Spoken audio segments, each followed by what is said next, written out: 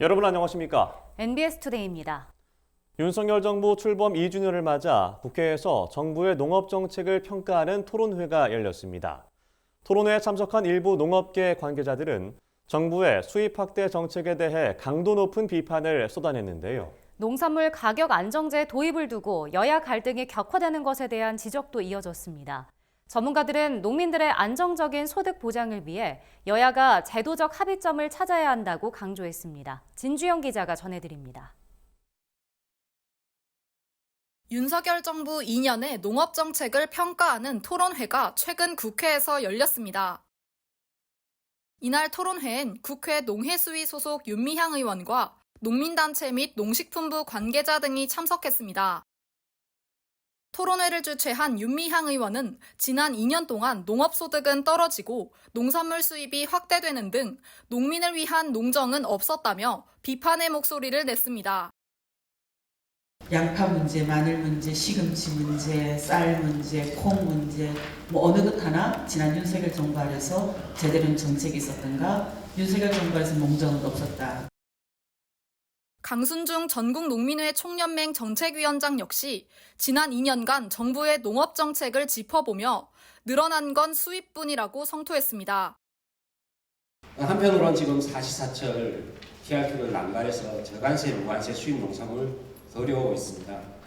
그리고 물가를 핑계로 계속해서 농산물 수입을 자행하는데 이런 상황이 계속 지속된다면 국민의 먹거리가 언제 부족해지더라도 전혀 이상하지 않은 상황이 도래합니다.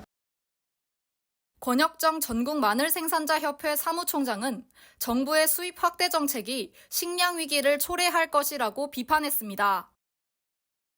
그러며 수급 관리를 위해 외국산 농산물을 수입하는 대신 공공비축 수매를 활용하는 방안을 제시했습니다. 그러니까 TRP 물량으로 들어오는 3만 톤이 아니라 수확 시기에 정부가 전체 수확량의 10%인 3만 톤을 공공비축 수매를 해서 마늘 가격이 상승할 때 수급 조절용, 물가 조절용으로 사용하자는 거죠. 농산물 가격 안정제 도입을 반대하는 정부 입장을 성토하는 목소리도 이어졌습니다.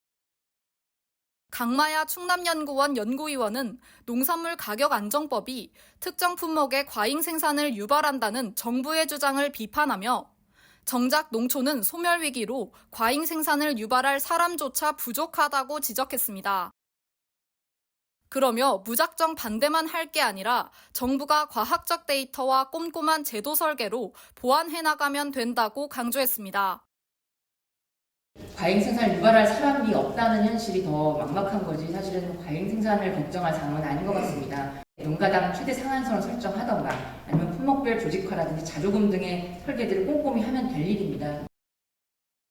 토론회에 참석한 농식품부 관계자는 각종 비판을 수용하며 정부의 입장을 설명했습니다. 농식품부 관계자는 저율 관세 할당 TRQ 수입 정책과 관련해 농산물의 안정적인 수급을 위해선 일정 부분 필요한 조치라는 입장을 밝혔습니다. 그러며 생산자들과의 소통을 전제로 수입 물량을 결정하고자 노력하고 있다고 덧붙였습니다.